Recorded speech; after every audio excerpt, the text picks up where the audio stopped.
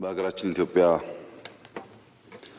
ለረዘም ላለ ጊዜ ሲታቀድ ሲታሰብ የቆየው ኢትዮጵያ ውስጥ ሲቪል ዋር የመቀስቀስ ህዝብን ከህዝብ የማጋጨትና አጠቃላይ የጀመርነው የሰላም የዲሞክራሲና የብልጽግና ጉዞ እንዲደናቀፍ እንዲሁም ሀገራዊ አጀንዳዎች እንዳይሳኩ በተቀናጀ መንገድ በሁሉም መስክ በመሳሪያ በሚዲያ በገንዘብ ልክ በአንድ የቲያትር ቤት እንደሚሰራ ቲያትር በመላ ሀገሪቱ ድራማን በመተወን ችግር ለመፍጠር የሚፈልጉ ደራሲያን እና ተዋንያን ያሉበት ሙሉ ትዕይንት ባለፉት ጥቂት ቀናት ኢትዮጵያ ውስጥ ተስተውሏል። በዚህ ሂደት መለዮ ለባሹ የፌደራልም የክልልም እጅግ የሚያስደንቅ በአጭር ጊዜ ውስጥ ኢንስቲትዩሽን ለመፍጠር እየተደረገ ያለው ጥረት ውጤታማ የሆነ መሆኑን በሚያሳይ መንገድ የታለመውን ባዶ ህልም ድራማ ማክሸፍ እና የኢትዮጵያን ሰላም ለማስቀጠል መስዋዕትነት ከፍሏል። ለመለዮ ለባሹ ከዚህ አንፃር ክብር መስጠት ተገቢ ነው።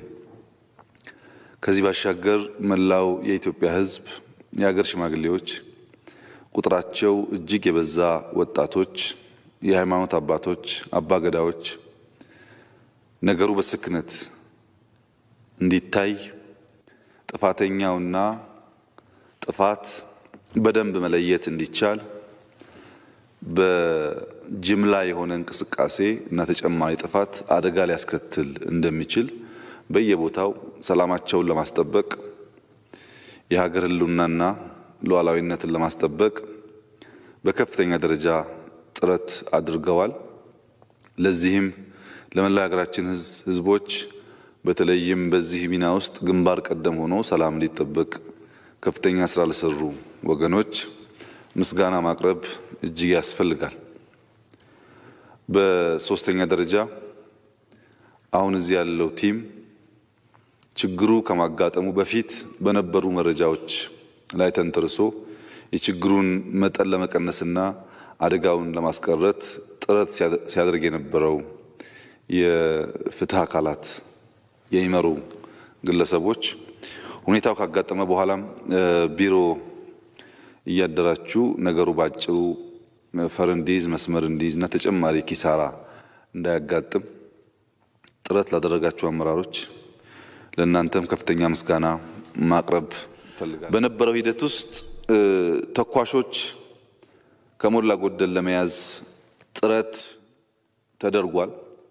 ለዚህም የህግ አስከባሪ አካላት ምስጋና ይገባቸዋል። ነገር ግን በሂደቱ ተኳሽ ብቻ ሳይሆን አስተኳሾችን መለየት አለባቸው። በውስጥ ተሰግስገው ሌብነታቸውን ስራ የማይሰሩ መሆናቸውን ሸፋፍነው በብሔር ጥላ የሚያስተኩሱ ኃይሎችም በግልጽ መለየትና ለህግ መቅረብ አለባቸው። ተኳሹ ላይ ብቻ ያነጣጠረ ሳይሆን አስተኳሹንም የለየ መሆን አለበት። ብዙ ተዋንያን ያሉት ድራማ ስለሆነ ጥቂት ኤሪያ ላይ ሳንወሰን ሰፋ ባለ መንገድ ዳግም ይህ ክስተት እንዳይከሰት ሰኔን ለሐዘን ሳይሆን ሰኔን ለእርሻ ለማዋል ያሳለፍናቸው ሶስቱ ሰኔዎች በቂ ትምህርት የተገኘባቸው ስለሆነ የህግ አስከባሪ አካላት ከዚህ በመነሳት በዚህ ጉዳይ ላይ በቀጥታም በተዘዋዋሪ የተሳተፉ ሰዎች በተሳትፏቸው ልክ በህግ እንዲጠየቁ ማድረግ ይኖርብናል። የህግ ሂደቱ እንደከዚህ ቀደሙ ጥፍር አንነቅልም፣ እንደከዚህ ቀደሙ በጨለማ ቤት ሰው አናስቀምጥም፣ እንደከዚህ ቀደሙ ለምርመራ አንገርፍም። በህግ ነው ህግ የምናስከብረው። ማንም ከህግ በላይ ለመሆኑን በግልጽ ማሳየት ይኖርብናል። ማንም ከሰላማዊና ዴሞክራሲያዊ የትግል ስልት ውጪ እኛን ማንበርከክ እንደማይችልም ማሳየት ይኖርብናል። ጦርነት የማያውቁ ሰዎች በከተማ ጦርነት ሊያስተምሩን ሲሞክሩ ጦርነት ምን እንደሆነ ማሳየት ይኖርብናል። ማሸነፍ እንዴት እንደሚቻል የማያውቁ ህልመኞች ባዶ ህልማቸውን በፌስቡክ ሲነዙ በዚያ መንገድ ማለም እንጂ ህልማቸውን መፍታት እንደማይችሉ ማሳየት ያስፈልጋል። ኢትዮጵያ ውስጥ ከእንግዲህ በኋላ ሰላማዊ ዴሞክራሲያዊ የሐሳብ ፍጭት ብቻ ነው የስልጣን ባለቤት የሚያደርገው። ሀዘናችን እንደተጠበቀ ሆኖ ማዘን ብቻ ሳይሆን ሀዘን ማስቆም የሚችል አመራር መስጠት ደግሞ ይኖርብናል። ወንጀለኞች ለህግ ማቅረብ፣ ወንጀል ለመስራት የሚዳዱ ሰዎች ከእንግዲህ በኋላ ኢትዮጵያ ውስጥ ድራማ እየሰሩ ሰው መግደል የማይቻል መሆኑን በተግባር ማስተማር ይኖርብናል። ወንጀለኞች ስንይዝ በቂም በቀል፣ በጥላቻ ወይም በፖለቲካ አመለካከት ልዩነት ምንም አይነት በደል ሳይደርስበት በህግና በስርዓት ብቻ የሚጠየቁበትና ፍትህ ኢትዮጵያ ውስጥ የበላይ መሆኑን የሚያረጋግጥበትን አካሄድ መከተል እጅግ አስፈላጊ ነው። ይህን ካላደረግን ወሰብሰብ ያለ ሁኔታ ነው ያለው።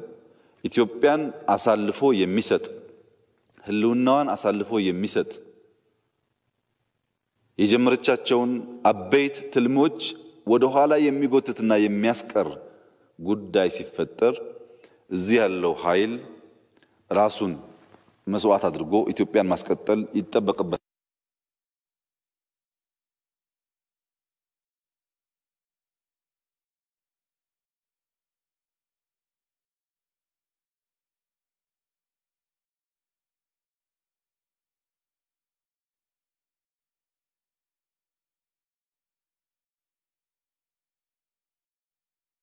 በሀገራችን ኢትዮጵያ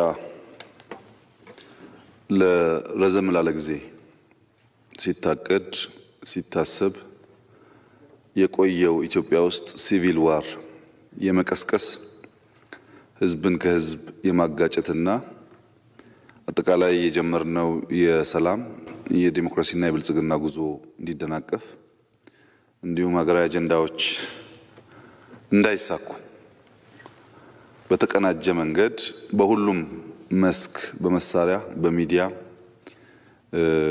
በገንዘብ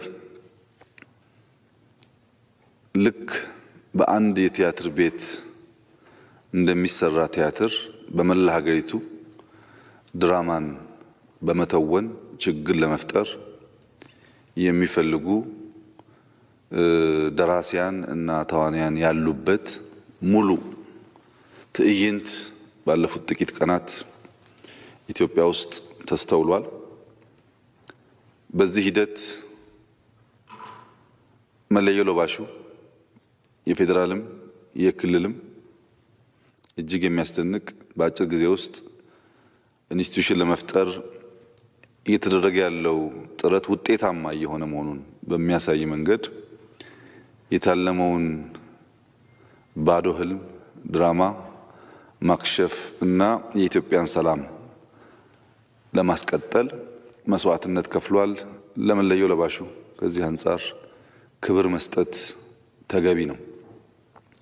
ከዚህ ባሻገር መላው የኢትዮጵያ ህዝብ፣ የሀገር ሽማግሌዎች፣ ቁጥራቸው እጅግ የበዛ ወጣቶች፣ የሃይማኖት አባቶች፣ አባገዳዎች ነገሩ በስክነት እንዲታይ ጥፋተኛውና ጥፋት በደንብ መለየት እንዲቻል በጅምላ የሆነ እንቅስቃሴ እና ተጨማሪ ጥፋት አደጋ ሊያስከትል እንደሚችል በየቦታው ሰላማቸውን ለማስጠበቅ የሀገር ህልውናና ሉዓላዊነትን ለማስጠበቅ በከፍተኛ ደረጃ ጥረት አድርገዋል።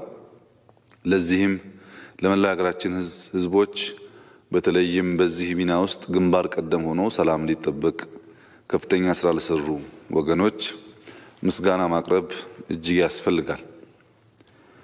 በሶስተኛ ደረጃ አሁን እዚህ ያለው ቲም ችግሩ ከማጋጠሙ በፊት በነበሩ መረጃዎች ላይ ተንተርሶ የችግሩን መጠን ለመቀነስና አደጋውን ለማስቀረት ጥረት ሲያደርግ የነበረው የፍትህ አካላት የሚመሩ ግለሰቦች ሁኔታው ካጋጠመ በኋላም ቢሮ እያደራችሁ ነገሩ ባጭሩ ፈር እንዲይዝ መስመር እንዲይዝና ተጨማሪ ኪሳራ እንዳያጋጥም ጥረት ላደረጋችሁ አመራሮች ለእናንተም ከፍተኛ ምስጋና ማቅረብ ፈልጋለሁ። በነበረው ሂደት ውስጥ ተኳሾች ከሞላ ጎደል ለመያዝ ጥረት ተደርጓል።